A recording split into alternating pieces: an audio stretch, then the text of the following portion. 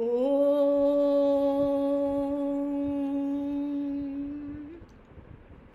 भीष्मद्रोणतटा जयद्रथजला गान्धारनीलोत्पला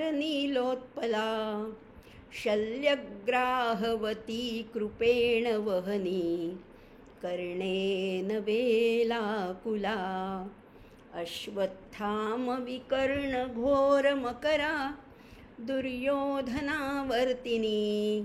सोत्तीर्णा खलु पाण्डवैरणनदी कैवर्तकः केशवः पाराशर्यवचः सरोजममलं गीतार्थगन्धोत्कटन् नानाख्यानककेसरं हरिकथा सम्बोधनाबोधितम्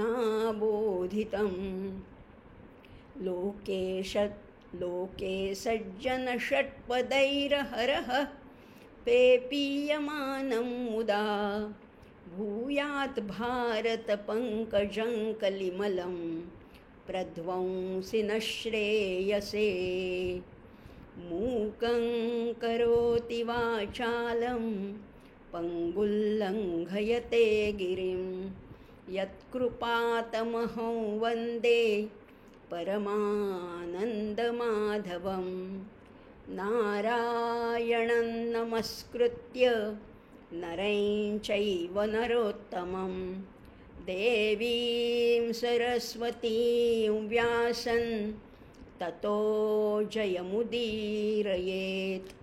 ॐ श्री परमात्मने नमः. नमस्कार श्रोते हो. माधवी रघुवीर या यूट्यूब चॅनलमध्ये आपणा सर्वांचं अतिशय मनापासून सानंद स्वागत करत आहे. धर्मक्षेत्रे कुरुक्षेत्रे या उपक्रमाचा आज हा 142वा भाग आहे. आपण आता येऊन पोचलो तो 18व्या अध्यायातले जवळजवळ 28 श्लोक झालेत. 1/3 भाग झालेला आहे. तरीसुद्धा अजून जवळजवळ 50 श्लोक बाकी आहेत.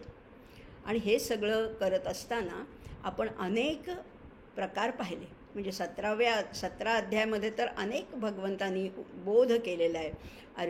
अर्जुन जो कर्तव्यापासून च्युत झाला होता त्याला कर्तव्य प्रवण करण्यासाठी, कर्तव्याला प्रवृत्त करण्यासाठी, त्याचा क्षात्र धर्म काय आहे हे त्याला पुन्हा नीट समजावून सांगण्यासाठीच तर ही भगवद्गीता सांगितली. आणि त्या निमित्ताने आपल्या सगळ्यांनासुद्धा आपापल्या कर्माची, कर्तव्याची जाणीव करून दिलेली आहे. ही जाणीव करून देत 18व्या अध्यायापर्यंत आपण येऊन पोचलो. आणि सगळ्या ज्या 17 अध्यायांचं सार या 18व्या अध्यायात सांगितलेलं आहे. म्हणजे या 18व्या अध्यायामध्ये अर्जुनाने फक्त प्रश्न विचारला होता, संन्यास म्हणजे काय आणि योग म्हणजे काय, याच्यातलं नीट अंतर मला समजलेलं नाही आहे, ते तू समजावून सांग, असा एकच प्रश्न अर्जुनाचा होता. आणि भगवंत आता भरभरून बोलत आहेत. आणि भगवंत हे बोलताना सगळ्या आत्तापर्यंत जो उपदेश केला, जो बोध केला, जे विचार मांडले, जे सिद्धांत सांगितले, जी तत्त्व त्याच्यासमोर मांडली होती, त्या तत्त्वाचं आता अगदी थोडक्यात, संक्षेपाने पण साकल्याने भगवंत पुन्हा वर्णन करत आहेत. म्हणजे आता ह्याच्यामध्ये 3 प्रकारचं ज्ञान सांगतायत भगवंत, 3 प्रकारची कर्म सांगितलेली आहेत, 3 प्रकारचे कर्तेसुद्धा पाहिलेत. आणि त्यापूर्वी आपण 17व्या अध्यायात 3 प्रकारचं अन्न, 3 प्रकारची दानं, 3 प्रकारची तप वगैरे वगैरे सुद्धा पाहिलेले आहे. 3 प्रकारचे कर्ता ह्याच्यात आपण सात्विक, राजसिक आणि तामसिक कर्तासुद्धा पाहिलं. आता सात्विक कर्ता म्हणजे कसा आहे आपण हेही पाहिलं होतं. सात्विक कर्ता कसा असतो की तो सगळीकडे सर्वभूतेषु येनैकं भावम अव्ययमीक्षते अविभक्तं विभक्तेषु. तो कसा आहे, तो अविभक्त आहे पण राहतो कुठे, विभक्त गोष्टीमध्ये. तो कसा आहे, अविनाशी आहे पण तो राहतो कसा, विनाशी वस्तूमध्ये. म्हणजे हे म्हटलं तर विरोधाभास वाटतो, पण विरोधाभास नाही आहे, हीच तर सांगड आहे. त्यामुळे खरंच आहे, या सृष्टीच्या रंगामध्ये रंगहीन मी या सृष्टीच्या रंगाने रंगलो, कौरवात मी, पांडवात मी, सगळीकडे मी आहे असं भगवंत सांगत आहेत. या अनेक गीतामध्ये, या भगवद्गीतेतल्या कितीतरी तत्त्व, कितीतरी विचार आलेले आहेत. तुम्ही भक्तिगीत घ्या, भावगीत घ्या, लोकसंगीत घ्या. भगवद्गीता आपल्या सगळ्यांच्या जीवनाला स्पर्श करणारा अद्भुत असा ग्रंथ आहे. आणि म्हणून ते तत्त्वज्ञान ते पुस्तकात नाही ठेवायचं, ते प्रत्यक्ष व्यवहारात आणायचे. जे तत्वी ते ये व्यवहारी, प्रसन्न होता श्री गिरिधारी.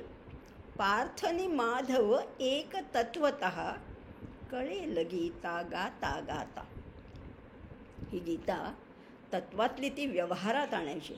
आणि अशी जेव्हा तुम्ही व्यवहारात आणाल तेव्हा तो गिरिधारी प्रसन्न होणार आहे. आणि मग आपल्यालाच कळून चुकणार आहे की अरे, पार्थ वेगळा आणि माधव वेगळा असं नाहीच आहे. शेवटी दोन्ही एकरूपच आहे. नाहीतरी मी कोण आहे? मी माझ्यातला आत्मा, मी ज्याला जीवात्मा समजते, हा आत्मा आणि तो परमात्मा एकच आहे. हा साक्षात्कार नक्कीच होणार आहे. जशी जशी प्रगल्भता वाढेल, जशी जशी विचारांना खोली येत जाईल, तसा हा साक्षात्कार तुम्हाला, मला, सर्वांना निश्चितपणाने होणार आहे. आणि तेच आहे आत्मज्ञान. तिथपर्यंत आपल्याला निश्चितच पोचायचे. हे पोचण्यासाठी सुद्धा आपण आपापली कर्तव्यसुद्धा उत्तम रीतीने आचरणात आणली पाहिजेत. आपलं राष्ट्राचं भवितव्यसुद्धा या निवडणुकांवर, या लोकसभा निवडणुकांवर अवलंबून आहे. आपण मतदानाचं कर्तव्य तर सर्वांनी नक्कीच आज पार पाडलेलं असेल. अनेक ठिकाणी हे अखेरच्या टप्प्यात आलेलं आहे. कारण आपल्यालासुद्धा कर्ता निवडायचा आहे. ह्या राष्ट्राचा जो नेता निवडायचा आहे तो सात्विक कर्ताच असायला पाहिजे ना. सर्वभूतेषु येन एकं भावम अव्ययमीक्षते, अविभक्तं विभक्तेषु. सात्विक कर्ता पाहिजे. आणि सात्विक कर्ता जर का खरंच आपल्याला आपलं राष्ट्र पुढे नेण्यासाठी हवा असेल तर आपण सर्वांनी जागरूकतेने सदसद विवेक बुद्धी आपली साक्षी ठेवून मतदान करायलाच हवं. ते आपण निश्चितच केलं असेल याविषयी मला खात्रीच आहे. कारण आपण सगळे सुजाण नागरिक आहात. आता आपण आपल्या मूळ विषयाकडे वळणार होतो. कारण करता, सात्विक करता कसा आहे. आणि खरंच आहे, तुम्ही तुमची कितीही साधं काम असू दे, तुम्ही म्हणाला आम्ही काही मोठे नेते वगैरे नाही आहोत, आमचं काम साधं, आम्ही आपले साधे नोकरी धंदा व्यवसाय करणारे, किंवा आम्ही गृहिणी आहोत, असू देत. जे साधं काम आहे ते सुद्धा उत्तम रीतीने पार पाडलं तर भगवंत धावून येतो. जनाबाईला नाही का, दळिता कांडिता तुझं गायीनं अनंता भेटला नव्हतो. तसंच आपल्याला सुद्धा कर्तव्याचा दीप घे करी. हातात कुठला दिवा घ्यायचा आहे? कर्तव्याचा दिवा घ्यायचा आहे. म्हणजे दिसायला लागतो, पुढचा मार्ग प्रकाशितच व्हायला लागतो. कर्तव्याचा दीप घे करी, रामकृष्ण हरी वदो वैखरी. अभ्यासानित बसता बसता, कळेल गीता गाता गाता. हा कर्तव्याचा दीप हातात घ्यायचा आहे. मुखाने फक्त रामकृष्ण नाव घ्यायचं आहे. म्हणजे मुखामध्ये नाम हवं, हातामध्ये काम हवं आणि अंतःकरणामध्ये राम हवा. झालंच. मग उत्तम कर्तव्य पार पडलं की तो धावून येणारच आहे. आणि मग ही गीता आकलन व्हायला लागेल, हळूहळू कळायला लागेल. बघा ना, आता 3 वर्षापूर्वी आपण हा अभ्यास सुरू केला, त्या मानाने आता थोडं जरा जास्त आकलनशक्ती वाढली आहे की नाही. थोडी ग्रास्पिंग, थोडी रिसेप्टिव्हिटी निश्चितच वाढलेली आहे. त्यामुळे जसं भगवंतानी त्याला सांगितलं आहे, विमोह त्यागुनी कर्मफळाचा, सिद्ध होई पार्था, कर्तव्याने जगतो माणूस, जाणून पुरुषार्था. हा विमोह टाकायचा आहे. कर्मफळाची आशाच सोडायची. आपण त्या अपेक्षेचा फक्त त्याग करायचा आहे. आणि मग कसं वागायचं आहे? कर्तव्य करायचं आहे, पण कसं? पुरुषार्थ जाणून घ्यायचं आहे. आत्ता मी कुठल्या वर्णात आहे, कुठल्या आश्रमात आहे, माझं कर्तव्य काय आहे, वेळोवेळी बदलतो हा. पण तो त्या वेळेला ते जाणून उत्तम कर्म करणं, हाच तर गीतेचा उपदेश आहे, हाच तर गीतेचा संदेश आहे आपल्याला. आणि म्हणून आपण त्या दृष्टीने आपण प्रत्येकाने सात्विक कर्ता होण्याचा प्रयत्न करायचा आहे. सात्विक कर्ता झालो की सात्विक कर्म होणारच. मग सात्विक ज्ञानापर्यंत निश्चितच पोचता येईल. पण सात्विक कर्ता होण्यासाठी लक्षात घेऊया, बुद्धी पण सात्विक हवी ना. कर्ता कशावर ठरतो? आपल्या आयुष्याला वळण देणारी, आकार देणारी, डौलदार जीवन बनवणारी कोण आहे? ती आहे बुद्धी. ड्राईव्ह काय आहे, फोर्स काय आहे, आपल्या जीवनाचा फोर्स काय आहे? ती आहे बुद्धी. आणि म्हणून तर भगवंत काय म्हणतात? बुद्धेर्भेदन धृतेश्चैव गुणतस्त्रिविधम शृणु प्रोच्यमानम अशेषेण पृथक्त्वेन धनंजय. या श्लोकापर्यंत आपण येऊन पोचलो. 28 श्लोक झाले होते नाही का? हा 29वा श्लोक आजपासून बघणार. आता ह्या श्लोकात सुद्धा बुद्धी आणि धृती याचे 3 भेद सांगितले. बुद्धे हे भेदम, बुद्धीचे भेद, आणि धृतेहचे ऐव, आणि धृतीचे सुद्धा भेद किती आहेत? गुणतस त्रिविधम शृणु. खरं म्हटलं तर बुद्धी एकच आहे आणि धृतीसुद्धा एकच आहे, पण गुणानुसार त्याचे 3 प्रकार कल्पिलेले आहेत. आणि ते तुला आता सांगतोय अर्जुना. पण इथे अर्जुन नाही म्हटलं. अर्जुनाला अर्जुन न म्हणता काय म्हटलं आहे? धनंजय. आणि हा धनंजय कोण आहे? तर बघा, जिथे जिथे यज्ञ होता, म्हणजे आता राजसूय यज्ञामध्ये अर्जुन तर शूरवीर पुरुष होता, त्यामुळे पराक्रमी होता. त्यांनी अनेक राजांना जिंकून घेतले. राजसूय यज्ञामध्ये सार्वभौमत्व प्रस्थापित करण्यासाठी त्यांनी अनेक राजांना जिंकले, अनेक प्रदेश जिंकले, आणि त्या राजांचं धन त्यांनी प्राप्त केले. म्हणूनही त्याला धनंजय असंही म्हटलेलं आहे. असा हा धनवान धनंजय आहे. आणखीन एवढंच धन नाही हो, हे भौतिक धन झालं, पण अर्जुन संपत्तीने युक्त आहे. कुठली संपत्ती? दैवी गुणसंपदा. दैवी गुण सगळे त्याच्यामध्ये आहेत. असाही तो धनंजय. आणि अशा धनंजयाला भगवंत आता काय सांगतायत? प्रोच्यमानम अशेषेण. मी आता तुला हे सांगतोय, हे 3 भेद बुद्धीचे आणि धृतीचे 3 भेद सांगतोय. पण कसे सांगतोय? सांगणारे थोडक्यातच, पण संपूर्ण. थोडक्यात आहे, पण इथे लूप होल्स नाही आहेत, इथे पळवाटा नाही आहेत, इथे काही उणं राहिलेलं नाही आहे, न्यून राहिलेलं नाही आहे. सांगतोय ते कसं? अशेषेण. शेष न ठेवता, बाकी शिल्लक काहीही न ठेवता तुला संपूर्णपणाने हे 3 गुण मी सांगतोय. कुठले? बुद्धीचे आणि धृतीचे. आता हे दोन्ही एकत्र का घेतलेत तेही बघणार आहोत, आणि मग त्या प्रत्यक्ष त्या बुद्धीच्या 3 प्रकारांकडे वळणार आहोत. एकत्र का घेतलेत? पण बघा, निश्चय करणारी कोण असते? ती बुद्धी असते. मन कसं असतं? संकल्प विकल्प करणारं मन असतं. पण बुद्धी कशी असते? निश्चयात्मिका बुद्धी. किंवा मागे एक शब्द गेला आपल्याला, व्यवसायात्मिका बुद्धी. बुद्धी ही निश्चय करते. पण निश्चय आम्ही खूप करतो. आम्ही सुद्धा काही कमी निश्चय करतो का? पण आमचे निश्चय टिकत नाहीत, आमचे राहत नाहीत, आमचे 4 दिवसातच सगळं बारगळून जातं.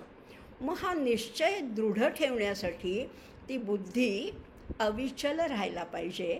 आणि ती अविचल बुद्धी ठेवण्याचं काम, किंवा त्या विचाराला, त्या बुद्धीच्या निश्चयाला दृढपणे धरून ठेवण्याचं काम कोण करतं? तर ती आहे धृती. आणि म्हणून या बुद्धीला आणि धृतीला एका श्लोकात बांधलं आहे भगवंताने. उगीच नाही बरं का, उगीच आपलं सुचलं म्हणून बुद्धीच्या जोडीला धृती नाही घेतलेली. त्याच्या मागे विचार आहे, त्याच्या मागे फार सखोल असा विचार आहे. त्यामुळे ध्येयापासून जी विचलित होऊ न देणारी जी धारणा शक्ती आहे ती आहे धृती. कळलं? बुद्धी आणि धृती आता कळलं. किंवा मागेही मी बोलले होते, संकल्प आणि सिद्धीमधलं अंतर म्हणजे धृती आहे. कार्यप्रवृत्त झाल्यानंतरसुद्धा आपण सुरू करतो ना, कार्य पुष्कळ आम्ही आरंभ करतो, पण कार्यप्रवृत्त झाल्यानंतरसुद्धा धैर्याची आवश्यकता असते, पेशन्सची आवश्यकता असते. आणि त्याच्यामुळे त्या बुद्धीतली जी विचारशक्ती आहे ती तेज हवी, ती अतिशय उत्तम रीतीने हवी. आणि म्हणून असंही त्याला म्हटलेलं आहे. आता बुद्धी याच्याबद्दल थोडं आणखीन बोलणार आहे बरं का. आता आपण आज जरी ह्या श्लोकात 2 प्रकार सांगितले, बुद्धीचे आणि धृतीचे, तरी आज मी बोलणार आहे फक्त बुद्धीबद्दल. का? अहो, बुद्धी हे सगळ्यात महत्त्वाचं आहे. सगळ्यात महत्त्वाचा फॅक्टर काय आहे? तो आहे बुद्धी. बुद्धी, प्रत्येकाला बुद्धी आहे, कमी जास्त असेल पण बुद्धी नाही असं नाहीच. आणि जेव्हा आपण सगळी सूत्र त्या बुद्धीच्या ताब्यात देतो तेव्हा आपले सगळे निर्णय अचूक होतात. लक्षात घ्या, अगदी उपनिषदांनी सुद्धा हे सांगून ठेवलेले आहे. कठोपनिषदामध्ये तर नचिकेता संवाद आहे, त्याच्यामध्ये यम म्हणतो, यमराज नचिकेताशी बोलताना म्हणतायत, आत्मानं रथिनं विद्धी मनः प्रग्रहमेवच बुद्धिंतु सारथिं विद्धी. बुद्धी ही सारथी आहे. हा रथ चाललेला, शरीरम रथमेवच, हा शरीराचा रथ आहे. रथच म्हटले ना. या रथाला जशी काही घटक असतात, काही पार्ट्स असतात, त्याचे भाग असतात, तसे या शरीराचे अवयव म्हणजे त्याचे भाग आहेत. हा शरीराचा रथ चालवण्यासाठी या रथाचा स्वामी कोण आहे? आत्मा हा त्याचा स्वामी आहे. आत्मानं रथिनं, रथाचा स्वामी आहे तो आत्मा आहे. मनः प्रग्रहमेवच, मनाचा लगाम पाहिजे. मनाचा लगाम हा श्रेष्ठ लगाम आहे. पण तरीसुद्धा मन ऐकत नाही हो. मग मनाचा लगाम कुणाच्या हातात द्यायचा आहे? बुद्धीस्तु सारथी विद्धी. त्यामुळे बुद्धीला जर का सारथ्य करायला दिलं, ते लगाम सगळे बुद्धीच्या हातात दिले, तर मग तो रथ योग्य मार्गाने न खडखड करता व्यवस्थित त्या अंतिम ध्येयापर्यंत, अल्टिमेट डेस्टिनेशनपर्यंत पोचेल. म्हणजे बुद्धी ही ड्रायव्हिंगचं काम करते. आणि ड्रायव्हर उत्तम असेल, आपण व्यवहारातही बघतो, समजा गाडी खराब असेल, रस्ता खराब असेल, काहीही असलं तरी सारथी उत्तम असेल, ड्रायव्हर उत्तम असेल, तर तो तुम्हाला त्या शेवटच्या स्टेशनपर्यंत पोचवतो. आणि या ड्रायव्हरवर आपण श्रद्धा ठेवतो. आपण आता अनेक परगावी जातो, पर्यटनाला जातो, किती वेडेवाकडी वळणं असतात, किती अवघड घाट असतात.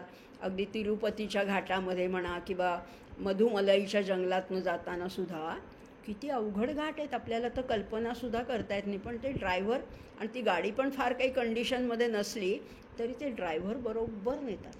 मग बुद्धी पाहिजे. बाकी तुम्हाला एखादा अवयव कमी असेल, शारीरिक न्यून असेल, तरी जर का बुद्धी तल्लख असेल तर ती बरोबर तुम्हाला त्या शेवटच्या स्टेशनपर्यंत घेऊन जाणारे ड्रायव्हर एक्सपर्ट हवा. नाहीतरी खरं म्हटलं ना तर आपली प्रार्थना, अनेक प्रार्थना आहे, पण शेवटी प्रारंभी विनती करू गणपती विद्या दया सागरा, अज्ञानत्व हरोनी बुद्धिमत शुद्ध मती दे आराध्य मोरेश्वरा. मती कशी हवी? शुद्ध हवी. किंवा एवढंही अवघड नको असेल ना. आपण लहान मुलांना काय शिकवतो किंवा आपण लहान असताना काय म्हटलं आहे, एक छोटी प्रार्थना आहे, काही अवघड नाही, काही संस्कृत नाही, काही पाठ करायचं नाही. देवा मला चांगली बुद्धी दे. आपल्या आईवडिलांनी आपल्याला काय शिकवलं? एवढंच सांगितलं, खाऊ दे, खेळणी दे वगैरे काही नको. देवा मला चांगली बुद्धी दे. बास, दॅट्स ऑल. सगळं मिळालं. चांगली बुद्धी, सद्बुद्धी असेल ना, पुढचं तुम्हाला आपोआप मिळतं. किंवा अहो, हे तर लहान मुलांना आपण शिकवतो. समर्थांना काही कमी बुद्धी होती का? किती बुद्धिमान होते. तरीसुद्धा ते रामाजवळ मागणं काय मागतात? बुद्धी दे रघुनायका, बुद्धी दे रघुनायका. खरंच आहे, ही बुद्धी चांगली असेल, बुद्धी स्थिर आहे, सन्मती आहे, तर सगळं बरोबर घडून येणार आहे. नाहीतरी अगदी उपनयन संस्कारामध्ये बटूला, त्या मुंज मुलाला गायत्री मंत्राचा जो काय दीक्षा देतात, त्याचे वडील त्याच्या कानात सांगतात, त्याच्यामध्ये सुद्धा मुख्य तत्व काय आहे? धियो यो नः प्रचोदयात. माझ्या बुद्धीला प्रेरणा देणारा हा सूर्य, ही बुद्धी माझी प्रकाशित करू दे. बुद्धी आहे तर सगळं आहे, बुद्धी नाही तर काही नाही. बुद्धी नाही तर काही नाही. आमचे समर्थ तर एका सवाईमध्ये फारच सुंदर म्हणतात. ते म्हणतात, साचा उपदेश देत, साचा उपदेश देत, भली भली मती देत, समता समबुद्धी देत, कुमति को हरत है, म्हणावा जय जय श्रीराम. खरं उपदेश काय? ही कुमती जाऊ दे आणि सुमती येऊ देत. काय सुंदर सांगून ठेवले. कुमती जाऊ देत. दुष्ट बुद्धी असेल तर तुम्ही कुठलंही कर्म केलं तरी ते शेवटी रसातळालाच जाणार आहे. पण सुमती असेल तर तुम्ही कधी ना कधी त्या वरच्या शिखरापर्यंत निश्चितच पोचणार आहात. त्यामुळे सगळ्यांनी हे बुद्धी मागितलेली आहे. अहो एवढंच कशाला, तुम्हाला आठवतं आहे का 10व्या अध्यायामध्ये विभूती योगामध्ये सुद्धा भगवंत म्हणाले ते ददामी बुद्धियोगंतई ये न माम उपयांती ते, जे मला येऊन मिळतात त्यांना मी काय देतो? काही पैसा, अडका, संपत्ती, सत्ता, संतती असलं काही देतो का? नाही, मी त्यांना फक्त बुद्धियोग देतो. ददामी बुद्धियोगंतई ये न माम उपयांती ते. बघा, अशी बुद्धी जर का प्राप्त असेल तर त्या बुद्धीच्या जोरावर आपण कुठल्याही गोष्टी करू शकतो. तल्लख बुद्धी, कुशाग्र बुद्धी. पण मग ही बुद्धी कुशाग्र कशी? आमच्याकडे नाही आहे. आमच्याकडे आम्ही सर्वसाधारण आहोत. आमच्याकडे काही बुद्धी नाही आहे. मग बुद्धी प्राप्त करण्यासाठी काहीतरी तुम्हाला मेहनत करायला पाहिजे, काहीतरी तप करायला पाहिजे, काहीतरी घडवायला पाहिजे. मग डोळे उघडे ठेवा, ऑब्झर्वेशन करा. रोजचंच जीवन जगायचं आहे, वेगळं काही करायचं नाही. जगावेगळं काहीच करायचं नाही. फक्त ऑब्झर्वेशन पाहिजे, निरीक्षण पाहिजे, भक्ती पाहिजे, श्रद्धा पाहिजे. रोज त्या सूर्याकडे मागा ना. इतका तेजस्वी तेजोनिधी सूर्य आहे, त्याला म्हणायचं की अरे तुझ्याकडे इतका तेजाचा साठा आहे, मला एवढूसा कण दे ना. तुझ्या तेजाचा एवढूसा कण मला दे. कुठे कुठे मला तेज दे? डोळ्यात तेज दे, बुद्धीत तेज दे, पोटात तेज दे, जिभेवर तेज दे. मागा त्याच्याकडे, तो देतो. पण आपण मागतच नाही. आपण म्हणतो तो काय उगवायचं तेव्हा उगवेल, आम्ही आपले पडदे ओढून झोपणार. असं नसतं. डोळे उघडे ठेवायचे. यः पठती लिखती पश्यती परिपृच्छती पंडितान् उपाश्रयती तस्य दिवाकर किरणैः नलिनी दलम इव विकास्यते बुद्धिः. त्याची बुद्धी नलिनी दलम इव, नलिनी दल, कमळाचं एक एक पाकळी कशी होते? उमलत जाते. आधी फार घट्ट अशी कळी असते. हळूहळू ती उमलत त्याचं मोठं कमळ बनतं. कशामुळे? तस्य दिवाकर किरणैः, त्या सूर्याच्या किरणाने नलिनी दलम इव त्याची बुद्धी विकास्यते, विकसित होते. कुणाची? सांगितलंय. यः पठती लिखती पश्यती परिपृच्छती. काय सांगितलं आहे? जो वाचतो, पठती म्हणजे वाचतो किंवा पाठ करतो. लिखती, रोज थोडं तरी लिहायचं, थोडं तरी, रोज एक पान तरी लिहायचंच आहे. आपल्या हाताला आता लिहिण्याची सवयच गेलेली आहे. सारखं कम्प्युटरवरची बटणं नाही तर मोबाईलचं एवढंच आपण करतो. नाही, रोज लिहायची सवय हाताला हवीच. या पठती लिखती पश्यती. पश्यतीचे तर अर्थ पाहिला आहे. डोळ्याने तर आपण पाहतोच, पण थोडा त्याच्यावर विचार पाहिजे, मनन पाहिजे, चिंतन पाहिजे. या पठती लिखती पश्यती परिपृच्छती. प्रश्न विचारा. एखादी गोष्ट नाही कळली तर एखाद्या जाणकार व्यक्तीला विचारा. परिपृच्छती. पंडितान् उपाश्रयती. जो पंडितांची सहवासामध्ये जो राहतो त्याची बुद्धी विकसित होतेच. मग आपण म्हणू आता आमच्याकडे किती काळ राहिला, असू दे ना, जेवढा आहे तेवढं हे कमळ उमलू देत. आणि हे खरंच हे कमळ जर का फुललं तर ही बुद्धी विकसित होणार आहे. आणि म्हणून असंही म्हटलेलं आहे. पण ही बुद्धी आम्हाला स्थिर ठेवायची. मग त्याला धृतीची गरज पाहिजे ना. त्याला धृतीची गरज हवीच. आणि म्हणून ही धृती त्याच श्लोकामध्ये भगवंतांनी म्हटलेलं आहे. बुद्धेर्भेदन धृतेश्चैव. धृतीबद्दल पुढच्या भागात आपण बोलणार आहोत. आता पुढच्या श्लोकाला 30वा श्लोक काय आहे? एक श्लोक म्हणजे एक रत्न आहे. खरोखर एक रत्न आहे.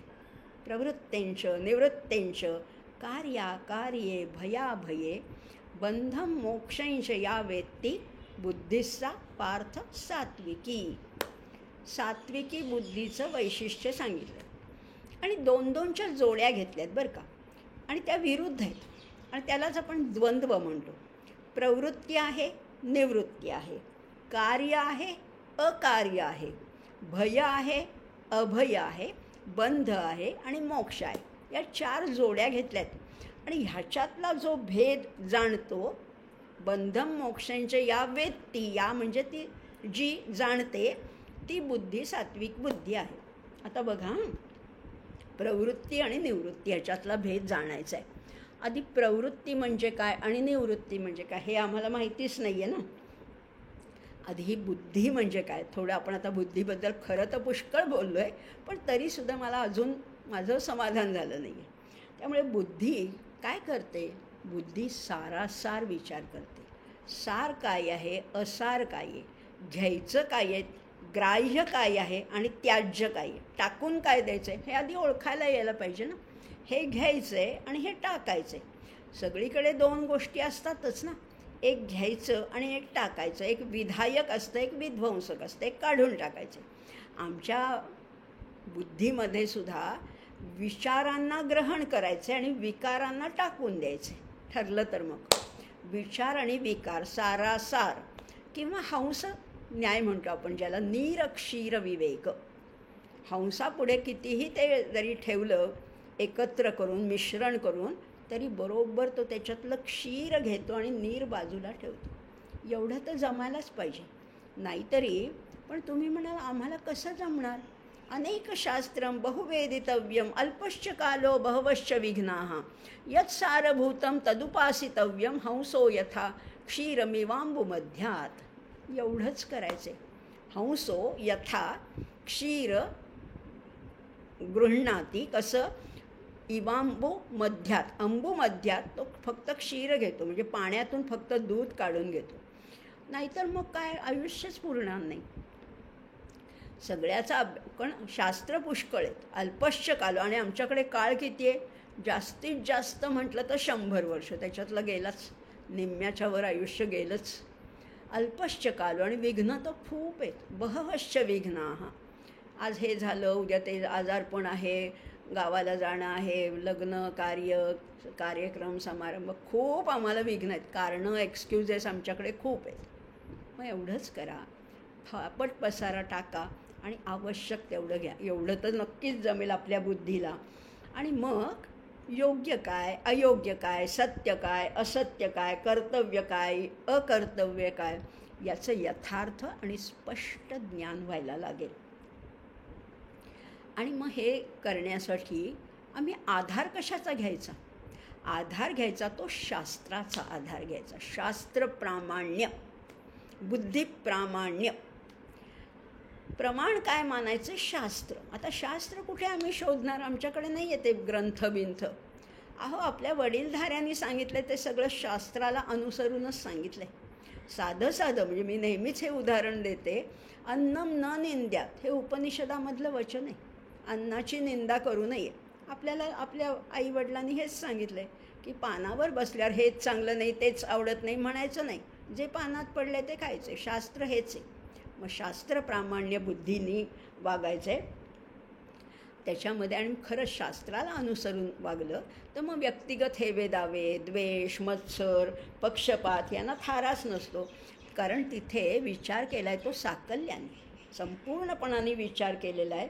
आणि म्हणून तर आपण मागे पाहिलं होतं 16व्या अध्यायाचा शेवट, तस्मात् शास्त्रं प्रमाणन्ते कार्याकार्य व्यवस्थितौ.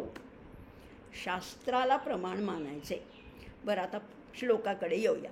प्रवृत्तींच निवृत्तींच. प्रवृत्ती म्हणजे काय आणि निवृत्ती म्हणजे काय याच्यातला भेद कळायला पाहिजे. आता आधी प्रवृत्ती म्हणजे काय. प्रवृत्ती म्हणजे कर्ममार्गाने जाणं.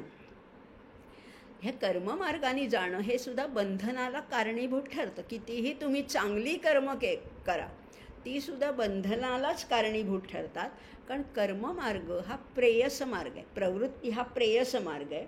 आणि त्याच्यामध्ये आपण जितकी कर्म करत राहू, कर्म करायलाच हवी. कारण नाही कश्चित क्षणमपि जातु तिष्ठती अकर्मकृत, हे तर आपण मागे पाहिले. कर्म तर करायलाच पाहिजे, पण कर्मकांड करायचं नाही, कर्मठ व्हायचं नाही आहे. कर्म करायची, देहधारणेसाठी आवश्यक कर्म आहेतच, ती करायची.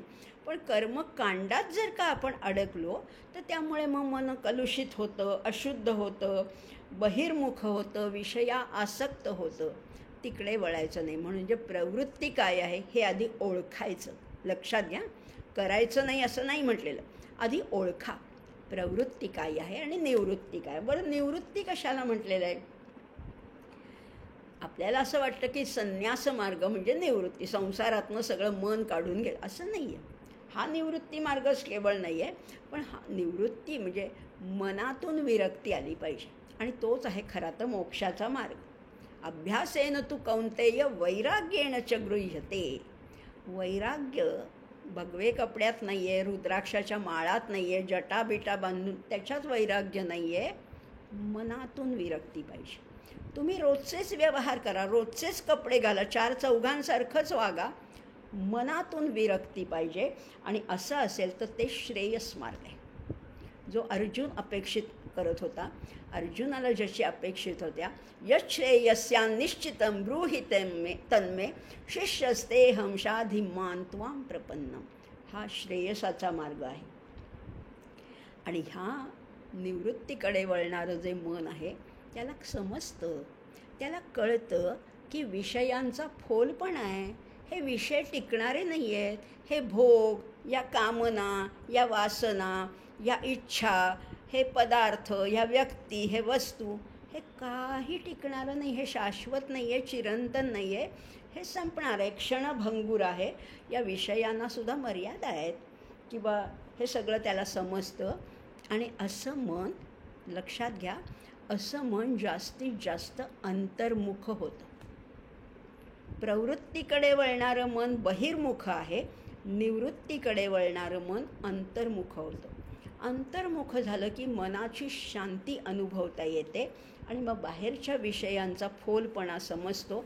त्याच्यात मन फारसं रमत नाही. आणि म्हणूनच असे लोक हे मननशील असतात किंवा मुनिवृत्तीने जगतात.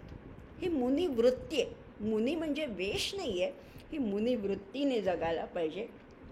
आणि हे सगळं करताना हे करत असताना आधी ओळखायचं. हे दोन वेगळ्या गोष्टी आहेत. प्रवृत्तीने काय होतं, तृष्णा वाढते, हाव वाढते, आकर्षण वाढतं. पण निवृत्तीचे विचार मनात आले की हेच तृष्णा कमी होते. या गोष्टीतला फोलपणा, त्याचं क्षणभंगुरता, त्याचं नश्वरत्व हे लक्षात यायला लागतं. एक लक्षात येतं, यत् कृतकम तत् अनित्यम. बोलली आहे मागे, यत् कृतकम तत् अनित्यम. लक्षात घ्या, जे निर्मित आहे ते नष्ट होणार आहे. निर्मित, सगळ्याच तर गोष्टी निर्मित आहेत, सगळ्या गोष्टी निर्मित आहेत. काही ईश सृष्टी आहे, काही जीवसृष्टी आहे, काही माणसाने निर्माण केलेल्या आहेत, काही परमेश्वराने निर्माण केलेल्या आहेत. पण सगळ्या गोष्टी निर्मितच आहेत. आणि म्हणूनच मग लक्षात येतं की सगळंच नष्ट होणार आहे, एकही गोष्ट टिकणारी नाही आहे. मला वाटतं की माझं हे सगळं टिकणार आहे, माझं घरदार, माझी माणसं. नाही, याच्यातलं काही टिकणार नाही. अहो, तुझा संसार तर जाऊच दे, एवढा मोठा हिमालय, एवढं मोठं हे विश्वसुद्धा नाहीसं होणार आहे, पण तेही निर्मित आहे. यत् कृतकम तत् अनित्यम आणि यत् अनित्यम तत् दुःखम. मग ह्याच्यात रमायचं नाही. मग नित्य काय आहे, टिकणारं काय आहे ते तरी सांगा. अहो, ते आहे परमात्मतत्व, ते फक्त टिकणार आहे. आणि मग तो शोध सुरू होतो, नित्य शाश्वत चिरंतनाचा शोध सुरू होतो. आणि मग काय होतं, हे चित्त खरंच आहे. म्हणून तर समर्थ आमचे म्हणतात, चित्त दुश्चित होत आहे ताळतंत्र कळेची ना. चित्त जेव्हा दुश्चित होतं ना, तेव्हा आम्हाला कळतच नाही त्याच्यातला भेद, इकडे जावं का इकडे जावं कळतच नाही.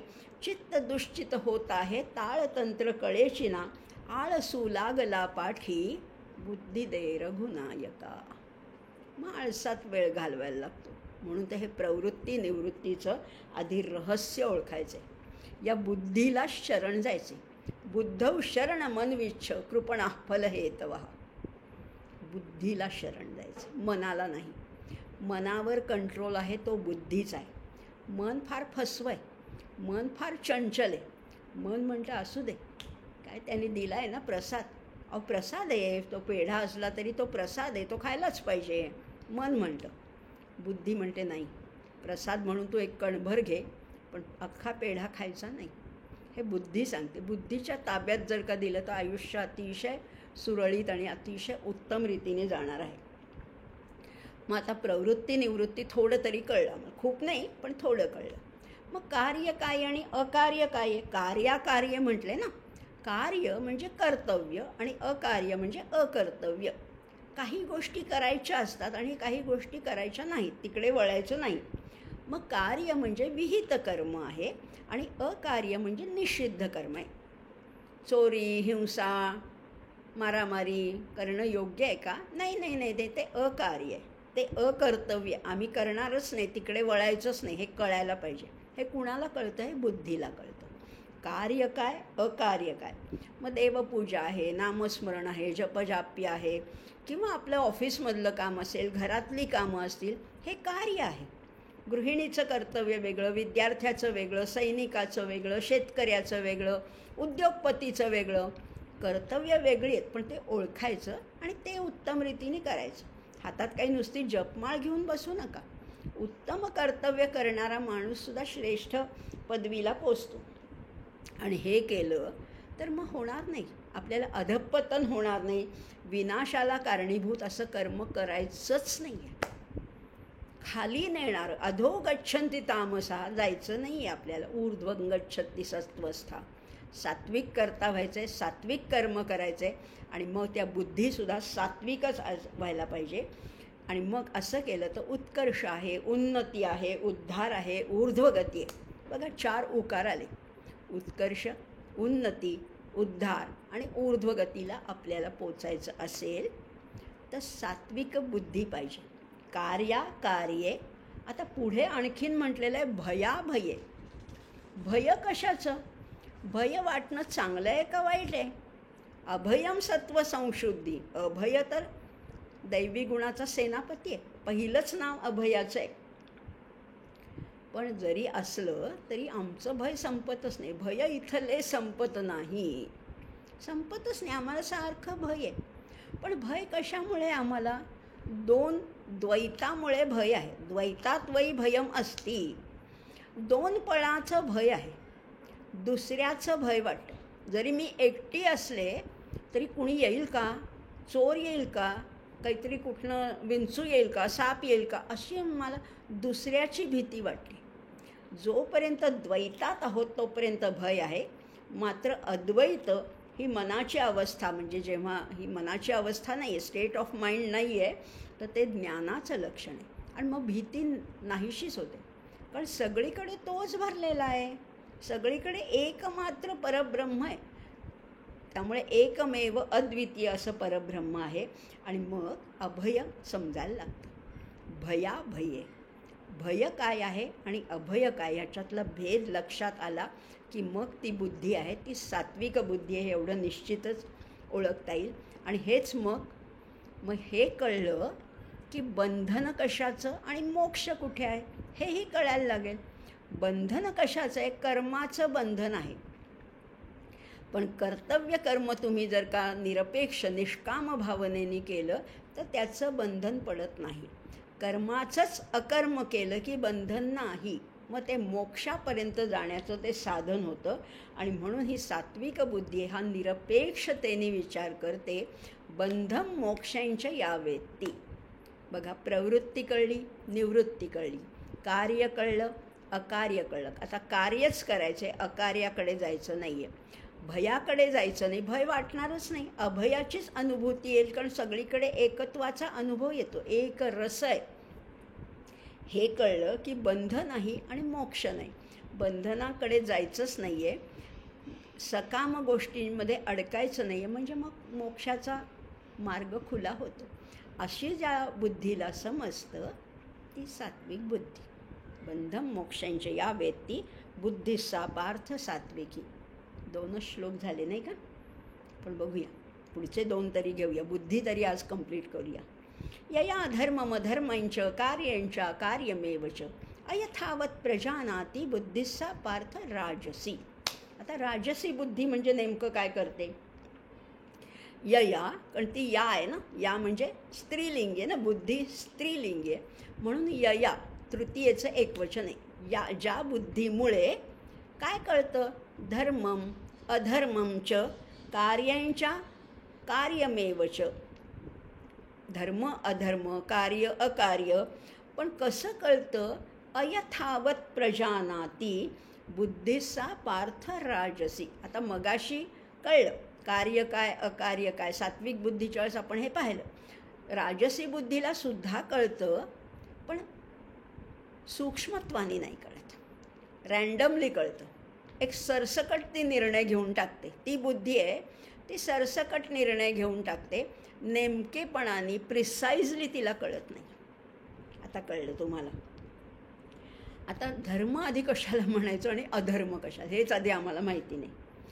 आम्ही धर्म कशाला म्हणतो? आम्ही धर्माचं इंग्लिश ट्रान्सलेशन काय केलं, आम्ही धर्म रिलिजन म्हणतो. रिलिजन म्हणजे धर्म नाही. रिलिजन ही उपासना पद्धती आहे बरं का. हिंदूंची उपासना पद्धती मंदिरात जाणं, नमस्कार करणं. मुस्लिमांची वेगळी असेल, ख्रिश्चन चर्चमध्ये जातात, मुस्लिम मस्जिदमध्ये जातात, नमाज पडतात. ही उपासना पद्धती आहे, त्याला तुम्ही रिलिजन म्हणा. पण धर्म हा धर्मच आहे. महाभारतात तर त्याचं वर्णन केले, धारणात धर्म इति आहुः. ज्याच्यामुळे धारणा होते तो धर्म. शरीराचा धर्म आहे. मानवी शरीर आहे ते इथून तिथून सारखंच आहे. हिंदूंचं शरीर वेगळं, मुस्लिमांचं वेगळं, ख्रिश्चनांचं वेगळं, अमेरिकेतलं वेगळं आणि आफ्रिकेतलं वेगळं असं आहे का? मानवी शरीर, त्याच्यातले सगळे अवयव सगळ्यांचे सारखे आहेत. त्यामुळे शरीर धर्म आहे तो सगळ्यांचा सारखा आहे. धर्म म्हणजे सस्टेनेबिलिटी, धारणा शक्ती आहे. खरं म्हटलं तर धर्म ही धारणा शक्ती आहे, ओळखायचे. शरीर धर्म वेगळा, शेजार धर्म. खरं म्हटलं तर शेजाऱ्यांशी कसं वागावं हे कुठल्याही तुम्ही जातीचे, धर्माचे, पंथाचे, संप्रदायाचे असाल तरी शेजार धर्म तोच आहे. राष्ट्रधर्म एकच आहे, राजधर्म एकच आहे, मानव धर्म एकच आहे. माणसाने माणसाशी माणसासम वागणे हाच खरा धर्म आहे. मग तुम्ही कुठल्या जातीचे आहेत इथे काहीच संबंध नाही आहे. धर्म हा सगळ्यांचा खरं म्हटलं तर सारखाच आहे, सारखाच असायला पाहिजे. मित्रधर्म आहे, पत्नी धर्म आहे, सेवक धर्म आहे, स्वामी धर्म आहे. त्यामुळे ही सस्टेनेबिलिटी आहे. आता त्याच्यातला अंतर बघणार आहोत. ये या धर्मम अधर्मंच. ही राजसी बुद्धी नेमकं काय करते तर तेही बघूया बरं का. आता धर्म आणि अधर्म याच्यातलं डिफरन्सिएशन आपण आधी बघणार आहोत. धर्म म्हणजे काय आहे? सगळ्याच अगदी कुठल्याही पंथामध्ये तुम्ही गेलात तरी धर्म हा सगळीकडे सारखाच. वडीलधाऱ्यांची सेवा करावी, त्यांना सुख द्यावं, त्या इतरांच्या हिताविषयी तळमळ असावी, तन मन धन अर्पण करून समाजासाठी काहीतरी कार्य करावं. आपलं योग्यता काय आहे, आपलं पद काय आहे, आपल्याकडे अधिकार काय आहे, आपलं सामर्थ्य किती, ह्याच्यानुसार इतरांसाठी काम करणं हा धर्मच आहे. हा हिंदूंचा नाही आहे का मुस्लिमांचा नाही आहे. किंवा जनहितासाठी आड विहिरी खोदणं, धर्मशाळा बांधणं, पाणपोया उभारणं हा धर्म आहे. हा कुणाचा धर्म नाही आहे. अन्नछत्र आहे, औषधालय, मोफत औषधं पुरवणं, अनाथ किंवा गरीब लेकरांना आधार देणं हा धर्म आहे. हा माणसाचा धर्म आहे. हा हिंदू, मुस्लिम, बौद्ध, ख्रिश्चन असा धर्मच नाही आहे. धर्म हा सगळ्यांचा सारखाच असतो. मग अधर्म कशाला म्हणायचं? अधर्म म्हणजे स्वार्थासाठी, माझ्या सुखासाठी, वैयक्तिक गोष्टीसाठी इतरांची संपत्ती लुबाडणं, दुसऱ्यांना हानी पोचवणं, कुणाला इजा करणं किंवा हक्क, पद, अधिकार पद दुसऱ्याकडनं ओरबाडून घेणं हा अधर्म आहे. हा अधर्म आहे. किंवा आपल्या संपत्तीचा, सत्तेचा गैरवापर करणं किंवा दुसऱ्यावर अपकार करणं हेच, किंवा हत्या करणं हे सगळं अधर्म आहे. मग याला इथं तर कुठल्या जातीचं बंधन आहे का? नाही. तुम्ही कुठल्याही राष्ट्रात राहत असा, कुठल्याही धर्माचे असा, हा धर्म आणि अधर्म हा असा आहे. पण हे राजसी बुद्धीला कळत नाही. ती काय करते? कार्यांच्या कार्यमेवच. हे आधी बघूया आणि मग ती राजसी बुद्धी काय आहे बघूया. आता या राजसी बुद्धीमध्ये काय आहे? प्रकर्षाने आसक्ती आहे, ओढ आहे, हाव आहे, ग्रीड आहे. आणि म्हणून मग तिथे काय येतं? स्वार्थ येतं.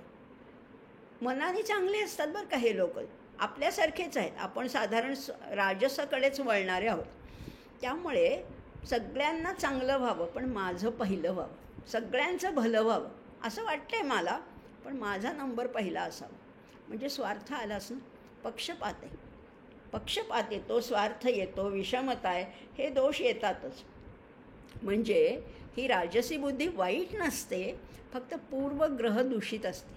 हे माझं आहे म्हणजे माझं चांगलंच आहे, माझी मुलं बघा, माझं घर बघा, माझं असं आहे, सगळं माझं कसं बेस्ट आहे हे सांगण्याचा प्रयत्न किंवा असं विचार करणारी ही बुद्धी आहे, पक्षपाती आहे. त्यामुळे बायस माइंड आहे. या वृत्तीमुळे दोष जाणवतात. त्यामुळे यथार्थ तत्त्व जाणता येत नाही आणि म्हणून पुढच्या चरणात म्हणलेले अयथावत प्रजानाती, जसं आहे तसं ह्यांना कळत नाही की अगं तुझा मुलगा आहे पण त्याच्यात दोष येतो, नाही आहे तेवढा हुशार, तो शेजारच्यांचा मुलगा जास्त हुशार आहे, हे ॲक्सेप्ट कर ना. पण नाही, आम्ही म्हणतो नाही नाही, माझा मुलगा सगळ्यात हुशार आहे, अभ्यास करत नाही म्हणून त्याला कमी मार्क मिळाले, नाही तर खूप हुशार आहे तू. ॲक्सेप्ट करा, जे आहे ते कबूल करा. त्यामुळे अयथावत ही बुद्धी ॲक्सेप्टच करत नाही, अयथावत जसं नाही आहे तसं मानते, त्याचा आग्रह धरते. आणि म्हणून हे धर्म अधर्म, कार्य अकार्य, भय अभय याच्यातलं अंतर न जाणता आल्यामुळे योग्य काय अयोग्य काय हे त्यांना कळत नाही. आणि मग राग आणि द्वेष सारखे उफाळून येतात. याच्याविषयी प्रेम आहे आणि त्याच्याविषयी राग आहे, सारखे राग द्वेष उफाळलेले असतात. आणि म्हणून मग संसाराशी आसक्ती वाढते, ओढ वाढते, गुरफटणं वाढतं, गुंतत जातो त्या संसारामध्ये. आणि मग त्याच्याकडे तटस्थ साक्षी भावाने पाहताच येत नाही. लांबून पाहावं, स्वतःकडे सुद्धा लांबून बघता यायला पाहिजे की माझ्यात काय गुणदोष आहेत. आम्ही गुणाचं फार अगदी प्राकट्य करतो, गुण माझ्यात किती आहेत दाखवायला, आणि दोष लपवून ठेवतो. नाही, माझ्याकडे साक्ष, मला हे नाही जमत, हे ओळखायला तटस्थ भावनेने आपल्याला राहता आलं पाहिजे. ह्या तटस्थ भावना खरं संसार करायचा ना तर तो वेगळेपणानेच करायला पाहिजे. संसारापासून पंच कसे असतात, अंपायर कसे असतात खेळातले, तटस्थ असतात म्हणून ते बरोबर निर्णय देतात. तसंच आपल्याच संसाराकडे थोडं बाजूला राहून पाहता आलं. आपल्या घराकडे सुद्धा आपल्याला दुसऱ्यांच्या घरातले दोष दिसतात की यांच्याकडे गेलो तर काय एवढा तो पडदा मळलेला होता किंवा काय त्या सोफ्याखाली घाण होती. तुमच्या घरातलं तुम्ही बघा, तटस्थ भावनेने बघा. मला वाटतं माझं सगळं छानच आहे, असं नाही आहे. त्यामुळे हळूहळू ही राजस बुद्धी आहे ती काय करते, सरसकट विचार करते किंवा पियर प्रेशर ज्याला म्हणतो ना, हे 4 लोक तिकडे चाललेत म्हणून मी पण जाते. अगदी 10वी 12वीच्या निकालानंतरसुद्धा मित्र इकडे जात आहेत म्हणून काही मुलं जातात. ते पियर प्रेशर असतं खरं म्हटलं तर. सरसकट की आता सॉफ्टवेअरला जास्त स्कोप आहे, मग सॉफ्टवेअरकडे जा. तुला काय येतं आहे, तुला आर्ट्समध्ये आवड आहे ना. एखादा मुलगा जर का आर्ट्सला गेला तर इतर लोक म्हणतात काय कमी पडलेले दिसत आहेत मार्क. अहो नाही 92% मार्क पडूनसुद्धा तो आर्ट्सला गेला आहे कारण त्याला त्याची आवड आहे, असं सांगता यायला पाहिजे. ही स्वतःला आधी ओळखता आलं पाहिजे. त्यामुळे ह्या सगळ्या प्रवाहाविरुद्ध पोहण्यासाठी आधी धैर्य लागतं ना, ते हवं. आता एक पुण्यातले एक डॉक्टर आहेत बरं का, पुण्यामध्ये एक डॉक्टर आहेत, डॉक्टर हेमा साने म्हणून. आजही त्या बऱ्याच आता 75 वर्षाच्या असतील, वयस्कर आहेत, बॉटनीमधल्या डॉक्टर आहेत. आणि त्यांच्या अंगणामध्ये पुष्कळ प्रकारची विविध झाडं आहेत, वनस्पती आहेत. पण एक गोष्ट अतिशय मुद्दाम उल्लेख करण्यासारखी आहे की त्यांच्या घरामध्ये आजपर्यंत इलेक्ट्रिसिटी नाही. त्या म्हणतात मला गरजच नाही इलेक्ट्रिसिटीची, एवढा सूर्याचा मोठा दिवा लागलेला आहे, सूर्य उगवला की माझी कामं सुरू होतात आणि सूर्य अस्ताला जाईपर्यंत माझी सगळी कामं पूर्ण होतात. ना मला मिक्सर लागतो आहे, ना मायक्रोवेव्ह लागतं आहे, ना इस्त्री लागते. खरं म्हटलं तर इतकं साधं जीवन जगता यायलासुद्धा पाहिजे ना. ही सात्विक बुद्धी आहे, कारण मला ह्याची आवश्यकता नाही, हे मी वापरणार नाही, एवढा ठामपणा पाहिजे जो लोकमान्य टिळकांकडे होता. मी शेंगा खाल्ल्या नाहीत, मी फोलपटं उचलणार नाही. सात्विक बुद्धी आणि राजसबुद्धी. राजसबुद्धी म्हणते जाऊ दे, चला सगळ्यांबरोबर आपण पण जायचं. त्यामुळे असं आहे, या गरज नसताना आपण कितीतरी गोष्टी करतो नाही का. गरज नाही आहे, पण ह्या आमच्या सगळ्या बिल्डिंगमध्ये सगळ्यांनी हे घेतलं, मग मी पण घेतलं. मला माहितीच नव्हतं, पण मायक्रोवेव्ह कसा वापरतात हेही माहीत नाही, पण 4 लोक करतात म्हणून मी घेतलं. यांनी AC लावला, मी पण AC लावला. नाही करायचं. या गोष्टी नाही. त्यामुळे खरंच आहे. किंवा टू व्हीलर, मुलं जरा 12वी झाली, 18 वर्षाची झाली की लगेच त्यांना टू व्हीलर. सायकलचं महत्त्व त्यांना कधी कळणार? पूर्वी नव्हतं ना. पूर्वी अगदी लग्न होऊन नोकरीला लागेपर्यंतसुद्धा सायकलवरनंच लोक जायची. सायकलने व्यायाम होत, पण हे कळत नाही.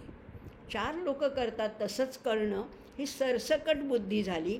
निवड न करता आपलं चला चाललं आहे, सब घोडे 12% अशी जी वृत्ती आहे ती ही सात्विक बुद्धी, राजस बुद्धी असं म्हटलेलं आहे. आणि म्हणून त्याचंही वर्णन इथे या 31व्या श्लोकामध्ये भगवंत करतात. तामस बुद्धी काय बघूया. अधर्मं धर्ममितिया मन्यते तमसावृता सर्वार्थान विपरीतांश बुद्धिस्सा पार्थ तामसी. बघूया आता त्याचं काय म्हणणं आहे. अधर्मं धर्मम इति. आता राजसी बुद्धी तरी कळत नव्हतं म्हणून चला सगळ्यांबरोबर जाण्याची एक वृत्ती होती. इथे तसं नाही आहे.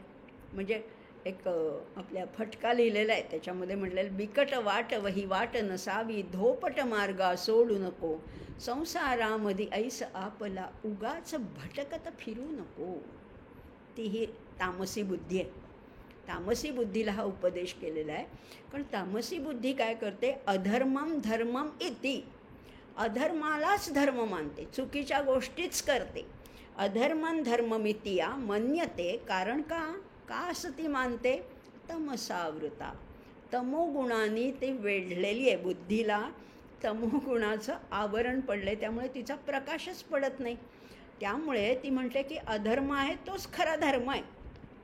आणि मग काय करते, सर्वार्थान विपरीतांश, जे करू नये नेमकं तेच करते, सर्वार्थान विपरीत करते.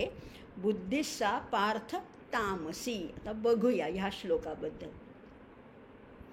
आता विवेक कशाला म्हटलेलं, विवेक फार म्हणजे आता किती मी बोलायला लागले तर त्याच्यातच हरवीन. विवेक चूडामणीमध्ये विवेक ह्या शब्दाची आधी व्याख्या केलेली आहे. विवेकमध्ये धातू कुठला आहे, वर्ब काय आहे, क्रियापद काय आहे, विच धातू. विच म्हणजे विंचरणे. विंचरून आपण काय करतो, केस विंचरतो म्हणजे ते नीट नेटके करतो ना. विच म्हणजे निवड करणे, नीट करणे.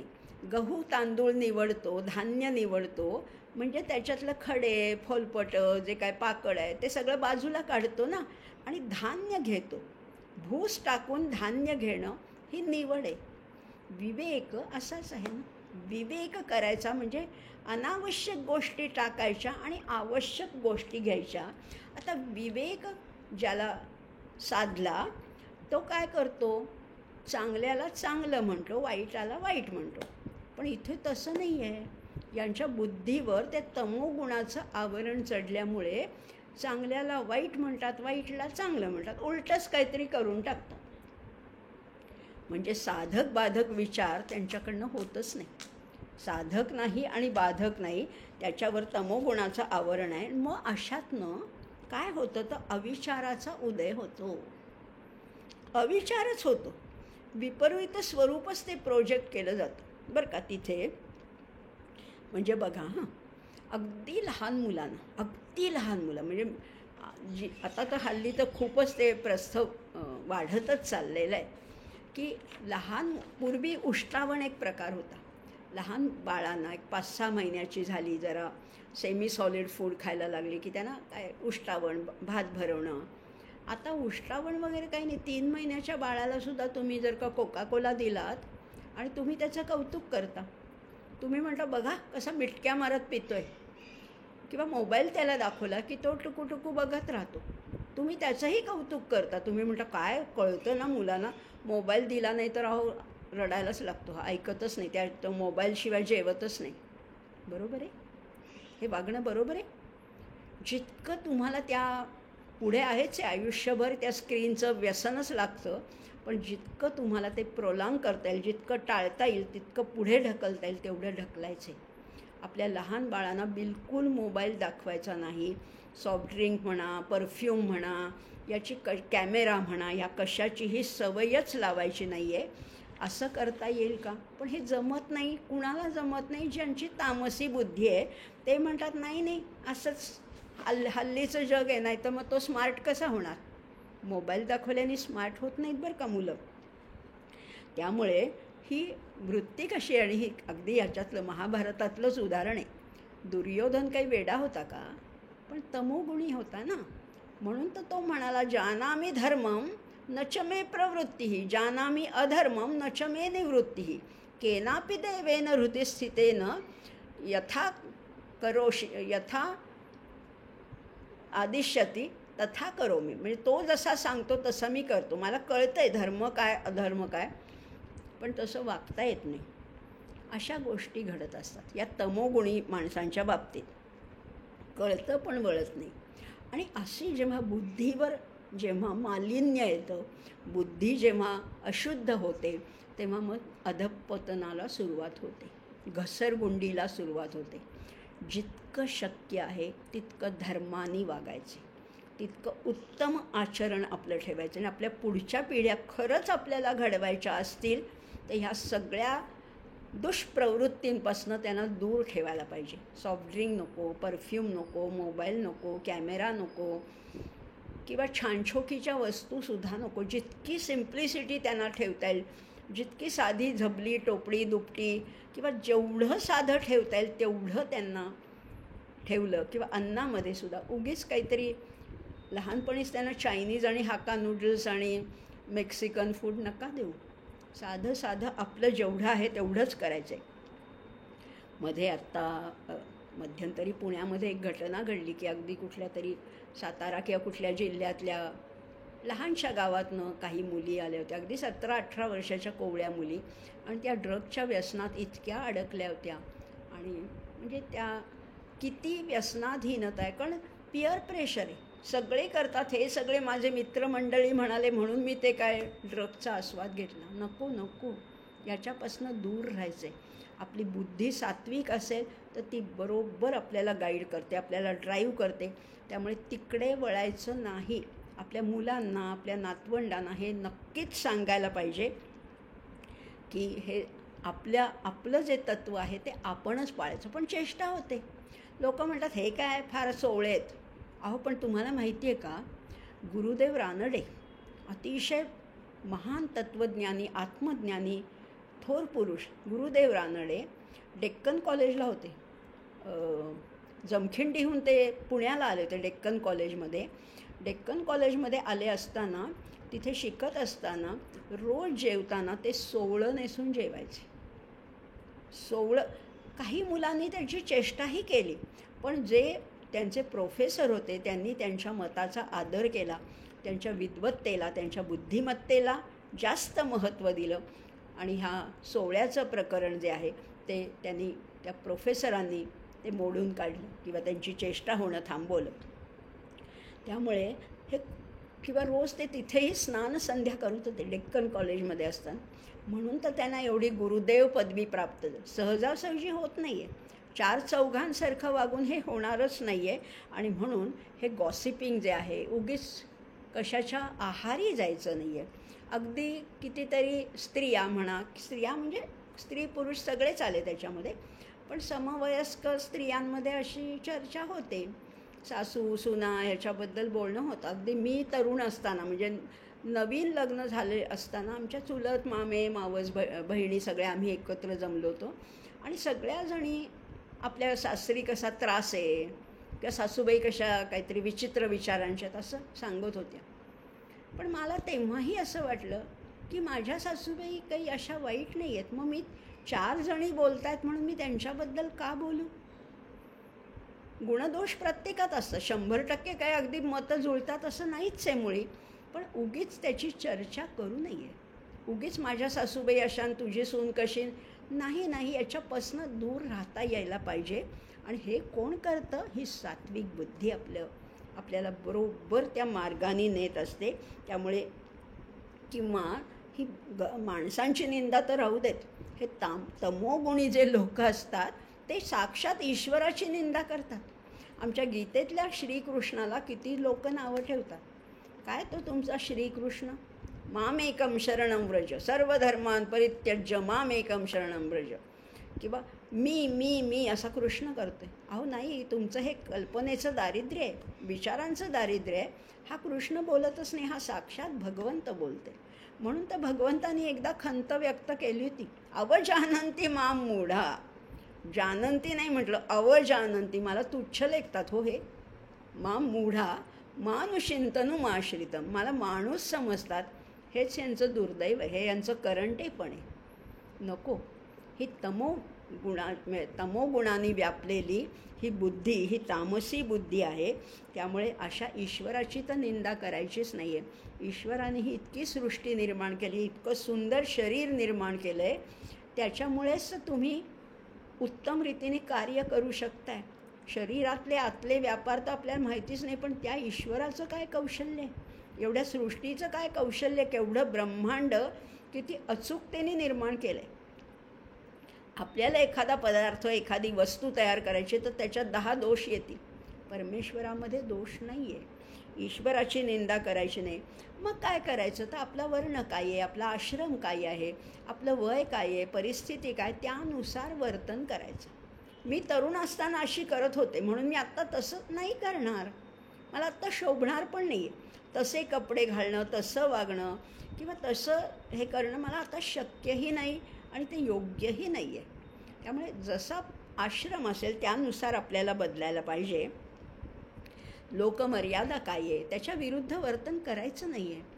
4 चौघात बरं दिसेल असंच वागायचं. जनी निंद्यते सर्व सोडून द्यावे, जनी वंद्यते सर्व भावे करावे. 4 चौघात आपल्याला शोभेल असंच वागायचं. मी असंच वागणार, माझं असं आहे, मला काही लोकांशी घेणं देणं नाही असं म्हणू नका. म्हणाल तुम्ही, पण हे समाजाला मान्य होत नाही. आणि मग हे असं करणारे लोक असत्यानी वागतात, कपटानी वागतात, बेईमानी करतात, धोकेबाजी करतात. ऑफिसमध्ये असू दे, व्यवसायामध्ये असू दे, टेबलाखालनं पैसे देणं, भ्रष्टाचार आहे हा. पण लोक म्हणतात नाही हो, असं केल्याशिवाय होतच नाहीत कामं. करून बघा ना तुम्ही, सत्यानी वागून बघा, होतात. कामं व्हायची असतील तर होतात. त्यामुळे असा भ्रष्टाचार हा शिष्टाचार नाही आहे. भ्रष्टाचाराने त्या मार्गाने जायचंच नाही आहे. किंवा परस्त्रीगमन आहे नाही, हे सगळे चुकीच्या गोष्टी आहेत.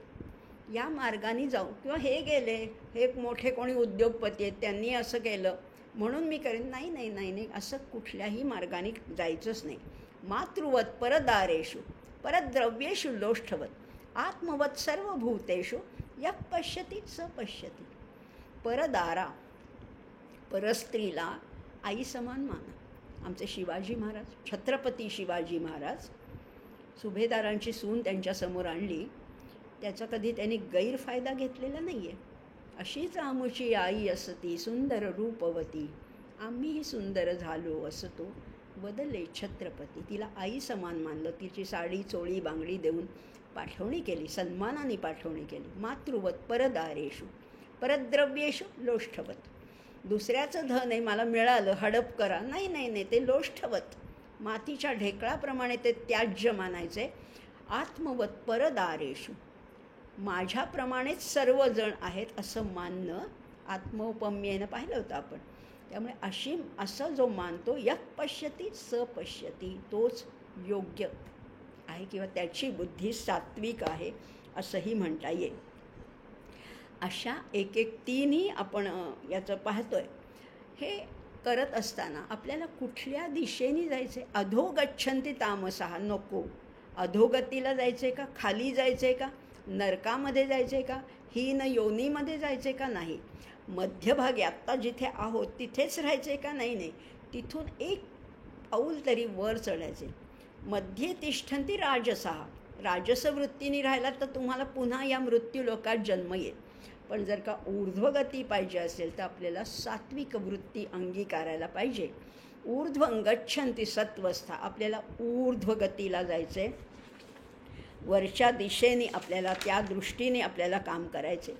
हे सगळं आता बघा ना, म्हणजे अधर्मालाच जी धर्म मानते ती बुद्धी आहे, ती तामस बुद्धी आहे.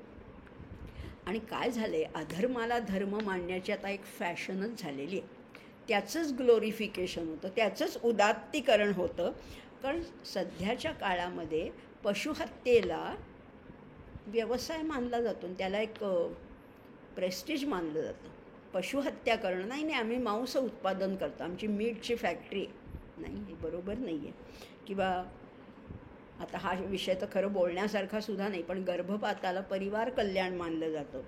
किंवा स्त्रियांचा जो उच्छृंखलपणा आहे, स्त्रियांनी करिअर जरूर करावं, त्यांच्या बुद्धिमत्तेला विद्वत्तेला जरूर वाव मिळायला पाहिजे, पण उच्छृंखलपणाला आता नारीमुक्ती असं संबोधलं जातं. किती गोष्टी आहेत ना, किती गोष्टी आहेत. फार पूर्वी म्हणजे आमच्या लहानपणी वर्तमानपत्रामध्ये पहिल्या पानावर जाहिराती नसायच्या. फक्त असल्या तर वरती 2 चौकोनात छोट्या खोगो किंवा अशा 2 जाहिराती असायच्या. आता तो नियम राहिला आहे का? वर्तमानपत्रामध्ये जाहिरातीपेक्षा बातम्याला प्राधान्य पाहिजे. आता तसं नाही आहे. आता जॅकेट न्यूजपेपर असं म्हणतात त्याला, की पहिली 4 पानं नुसती जाहिरातीचीच असतात, कारण त्याने ते विकतच घेतलं आहे. पैसा हेच सर्वस्व झालं आहे. त्यामुळे अधर्मन धर्ममित्या, अधर्मालाच धर्म मानलेला आहे. किंवा खरं तर डॉक्टरी पेशा, वैद्यकीय पेशा हा डिव्हाइन मानला जातो, दैवी किंवा सेवाभावानी करायचं. त्या डॉक्टरांनी कधी जाहिरात करायची नसते. पण आता रेडिओवर बघा, टी व्हीवर बघा, डॉक्टरसुद्धा लोक जाहिराती करतात. हे चुकीचं आहे. हे न्यायाच्या किंवा नीतीच्या विरुद्ध आहे. पण हे नैतिक अधःपतनाचं ही एक खूण आहे, ते करायला नको. किंवा म्हणजे काही स्त्रिया, मी सगळ्यांच्याबद्दल नाही म्हणत, पण काही स्त्रिया ज्या नोकरी करतात त्याला स्वातंत्र्य मानतात. खरं तर ते दास्यत्व आहे. एका दृष्टीने, मी सरसकट विधान नाही करत आहे बरं का, पण एका दृष्टीने तुम्ही दुसऱ्याचं दास्यत्व स्वीकारताय, परस्वाधीन होताय आणि त्याला तुम्ही स्वातंत्र्य म्हणताय. खरं म्हटलं तर गृहिणी गृहमुच्यते. गृहिणी ही सम्राज्ञी आहे, घराची सम्राज्ञी आहे. तर तुम्ही दुसऱ्याची सेवा नका करू. ज्यांना आवश्यक आहे, ज्यांच्याकडे खरंच काही टॅलेंट आहे, त्यांनी जरूर करावे. पण ह्या गोष्टी जिथे अधर्मालाच धर्म मानलेला आहे, मन्यते कोण तमसावृता, आणि मग ते लोक काय करतात, जे करायला सांगितलं आहे त्याच्या उलट करतात. सर्वार्थान विपरीतांश बुद्धिस्सा पार्थ तामसी.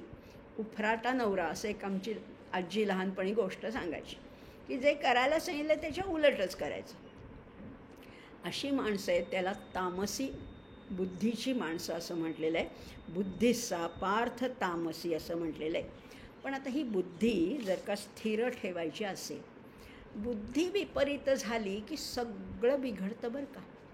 बुद्धी जोपर्यंत स्थिर आहे, बुद्धी जोपर्यंत जाग्यावर आहे, ताळ्यावर आहे, तोपर्यंत सगळं आहे. अहो, तुमचं आमचं तर सोडूनच द्या, आपण तर अतिशय सामान्य माणसं आहोत. प्रभू रामचंद्रांचं असं उदाहरण देतात की रामायण घडलं कशामुळे? खरं म्हटलं तर रामायण घडलं कशामुळे? प्रभू रामचंद्रांना काही माहिती नव्हतं का की सोन्याचं हरिण नसतं? माहिती होतं खरं म्हटलं तर. असं म्हटलेलं आहे, न निर्मिता, कधी कुणी निर्माण केलेले नाही. न निर्मिता न केन न दृष्टपूर्व, न निर्मिता केन दृष्टपूर्व. कोणी कधी पाहिली नाही, कोणी कधी निर्माण केलेली नाही. न श्रूयते हे ममयी कुरंगी. कधी ऐकलेलं पण नाही की सोन्याची हरिणी असते, हे माहिती पण नाही आहे. न निर्मिता न केन दृष्टपूर्व न श्रूयते हे ममयी कुरंगी तथापि तृष्णा रघुनंदनस्य. तरीसुद्धा रघुनंदनाची तृष्णा, त्याची तृष्णा नव्हती, पण पत्नीला संतुष्ट ठेवणं ही देखील एक तृष्णाच होती ना. का? कशामुळे झालं? विनाशकाले विपरीत बुद्धी. आपण एवढं वापरतो, त्याच्या मागे हा श्लोक आहे. न निर्मिता न केन दृष्टपूर्व न श्रूयते हे ममयी कुरंगीं तथापि तृष्णा रघुनंदनस्य विनाशकाले विपरीत बुद्धी. बुद्धी विपरीत होऊ द्यायची आणि रोज ती चेक ठेवायचं आहे तिच्यावर, रोज लगाम ठेवायचं आहे, रोज ती योग्य मार्गावर आहे ना बघायचं आहे. आणि मग हे बघण्यासाठी पुढच्या भागामध्ये आपण धृतीचा विचार करणार आहोत. आता आज तर बुद्धीबद्दलच पुष्कळ बोललो. पण आपल्याला विपरीत बुद्धी नको आहे, सर्वार्थान विपरीतांश असं वागायचं नसेल, सात्विक बुद्धी पाहिजे असेल तर डोळे उघडे ठेवायचे, सतत इंट्रॉस्पेक्शन करायचे, सतत स्वतःला तपासून बघायचे, मी बरोबर आहे ना, मार्गावर आहे ना, मार्ग चुकून कुठेतरी आडमार्गाने जात नाही आहेत ना, माझी इंद्रिय, माझे अवयव, माझी गात्र, माझं शरीर, माझं मन कुठे जात नाही आहे ना, हे सारखं चेक करत राहायचे, म्हणजे आपली बुद्धी सात्विक राहील आणि मग आपल्याला त्या अल्टिमेट डेस्टिनेशनपर्यंत पोचता येईल. अर्थातच त्या योगेश्वराकडेच ही प्रार्थना करायची की माझी बुद्धी ताळ्यावर ठेव, जागेवर ठेव, आणि मग आपल्याला या गीतेच्या परमपदापर्यंत पोचायचे. आज इथेच थांबूया. आज झालेले 4 श्लोक फक्त म्हणते आणि मग प्रार्थना म्हणूया आणि मग समारोप करूया.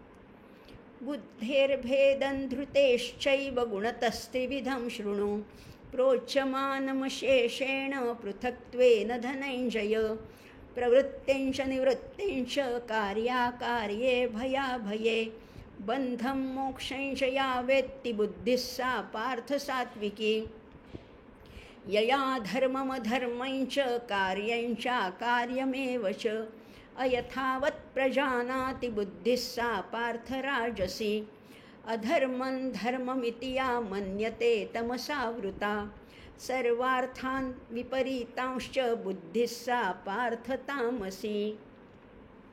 सात्विक बुद्धीकडे जाण्याचा प्रयत्न करूया. प्रार्थना म्हणूया. ओम शांताकारं भुजगशयनं पद्मनाभं सुरेशं, विश्वाधारं गगनसदृशं मेघवर्णं शुभांगं, लक्ष्मीकान्तं कमलनयनै योगिभिर्ध्यानगम्यं, वन्दे विष्णुं भवभयहरं सर्वलोकैकनाथं, यं ब्रह्मा वरुणेन्द्ररुद्रमरुतस्तुन्वन्ति दिव्यैस्तवैः, वेदैः साङ्गपदक्रमोपनिषदैर्गायन्ति यं सामगाः, ध्यानावस्थिततद्गतेन मनसा पश्यन्ति यं योगिनो, यस्यान्तन्न विदुःसुरासुरगणा, देवाय तस्मै नमः, देवाय तस्मै नमः, देवाय तस्मै नमः. भगवान गोपाल कृष्ण महाराज की जय, गीता माता की जय, ज्ञानेश्वर महाराज की जय. जय जय रघुवीर समर्थ.